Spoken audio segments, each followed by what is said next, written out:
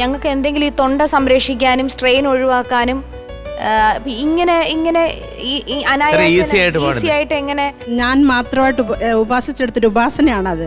പറയട്ടെ, ഞാന് എൻ്റെ ഹസ്ബൻഡ് ഹിന്ദു ആണെന്ന് അറിയാലോ.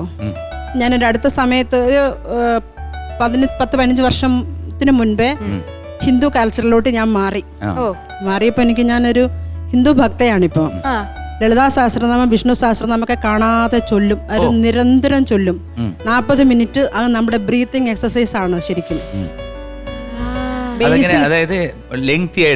ഒരു ധ്യാനത്തിൽ ഇരുന്നിട്ട് ഈ ലളിതാ സഹസ്രനാമം കറക്റ്റായിട്ട് ഉച്ചരിക്കുന്ന ഒരാൾക്ക് ബ്രീത്തിങ് പ്രോബ്ലം ഉണ്ടാവില്ല. അപ്പൊ ഞാൻ ഇനി മതം മാറേണ്ടി വരുമില്ലേ? ഇതൊക്കെ പഠിച്ച് മതം മാറിയില്ലേലും ഇത് ചെല്ലാലോ അല്ലേ? പിന്നെന്താ, ഇത് ആക്ച്വലി ഈ സഹസ്രനാമങ്ങൾ ആചാര്യന്മാർ എഴുതി വെച്ചിരിക്കുന്നത് നമ്മുടെ ഹിന്ദു ആചാരപ്രകാരം അവിടുത്തെ ആരാധനാ രീതികളെല്ലാം നമ്മുടെ ശരീരത്തിന്റെ ഉള്ളിലും നമ്മുടെ പുറത്തും നമ്മുടെ ശാരീരികവും മാനസികവുമായ വളർച്ചയ്ക്ക് വേണ്ടിയുള്ള കാര്യങ്ങൾ മാത്രമാണ്. അതിനകത്ത് മതമില്ല, ജാതിയില്ല, ഒന്നുമില്ല.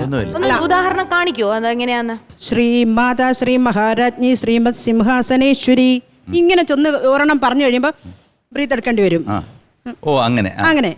അങ്ങനെ ആയി പിന്നെ 4 നാമം നമുക്ക് ഒരു ബ്രീത്തിൽ പറയാൻ പറ്റും അനായാസം. ഒന്ന് കേൾപ്പിച്ച്. ശ്രീമാതാ ശ്രീ മഹാരാജ്ഞി ശ്രീമത് സിംഹാസനേശ്വരി ചിദഗ്നികുണ്ഡ സംഭൂത ദേവകാര്യ സമുദ്യത ഉദ്യദ്ഭാനു സഹസ്രാഭ ചതുർബാഹു സമന്വിത രാഗസ്വരൂപ പാഷാഢ്യ ഗോദാകാരാങ്കുശോജ്വല മനോരൂപേക്ഷു ഗോദണ്ഡ പഞ്ചതന്മാത്ര സായക.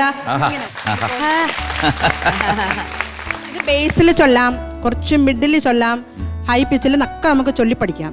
നമ്മുടെ ലങ്സിന് എന്തെങ്കിലും സംഭവിച്ചാൽ നമുക്ക് പാടാനേ പറ്റില്ല. നമ്മുടെ സംഗതി നമ്മുടെ തൊണ്ടയിൽ കോൺസ്റ്റന്റ് ആയിട്ട് വരണമെങ്കിൽ, നമ്മുടെ ബ്രീത്ത് നിൽക്കണമെങ്കിൽ നമുക്ക് ഈ ലങ്സ് എന്ന് പറയുന്ന സംഭവം കുഴപ്പമായാൽ തീർന്നു. എത്ര ജ്ഞാനമുള്ളവരായാലും നമുക്ക് പാടാൻ പറ്റില്ല. വിചാരിക്കുന്ന എളുപ്പത്തിൽ ചൊല്ലാൻ പറ്റില്ല. നമ്മളൊരു മിനിമം ഒരു 6 മാസം ആയാലും ഇതിലൊന്നും തത്തിക്കളിച്ചൊന്നൊരു 10-40 വരെയെങ്കിലും എത്തത്തുള്ളൂ. നമുക്ക് സംസ്കൃത വാക്കുകളല്ലേ, ഇത് നമുക്ക് വളരെ ഉച്ചാരണ ശുദ്ധി തരും.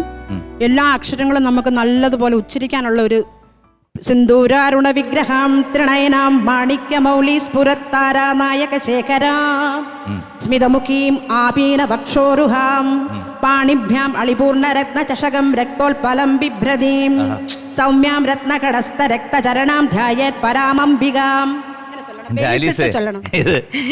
ഇതൊരു അതിശയമാണ്. സത്യം പറഞ്ഞു കഴിഞ്ഞാല് വളർന്നു വരുന്ന തലമുറയ്ക്ക് 100% ഇതൊരു ഉപദേശമാണ്.